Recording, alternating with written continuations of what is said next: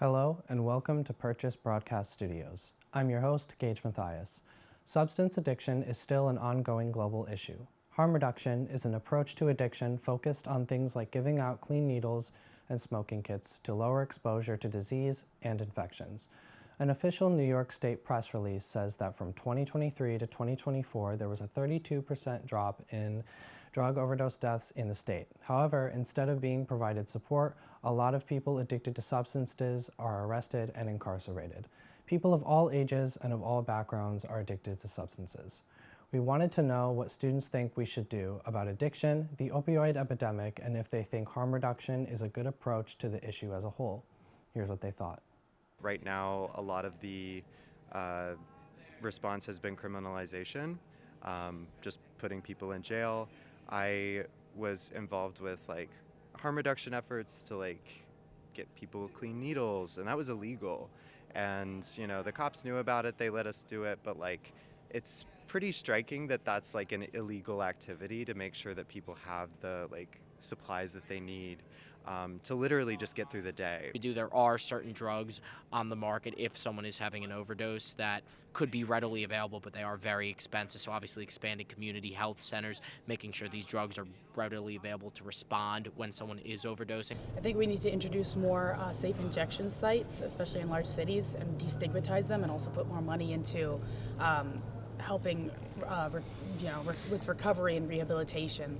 And there should also be more free rehab or low-cost rehab. So I think a lot more mental health opportunities in these communities would make less people turn to drugs, because when people are prompted with more positive influences in their life, they're less likely to resort to substances themselves. So I believe harm reduction would be very helpful towards the overall opioid crisis by making less people fall into that. So I think it needs to be more research, more compassionate care, more harm reduction, and more safe use sites where people are able to be supervised if they want that. I think that would be a start, but removing the criminalization is that has to be the beginning. You need to provide these people with a sense of hope, a sense of purpose in their life.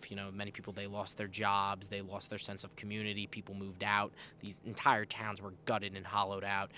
You really need to restore that purpose. You need to restore that sense of self in these communities. The important factor is looking at the specific community that the government is trying to help out.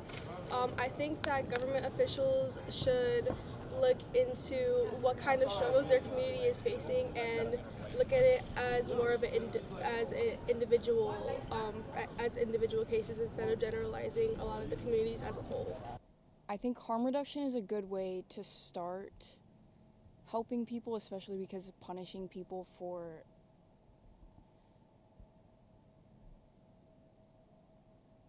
taking certain roads in dealing with their problems is a really horrible way to just treat human beings. This is not a problem or fault of their own, and I think it is a fault of our government.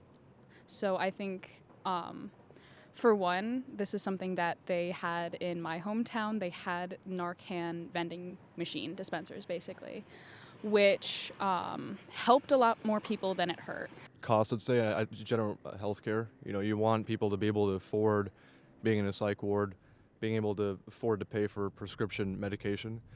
You shouldn't just jail people. It's not going to solve anything.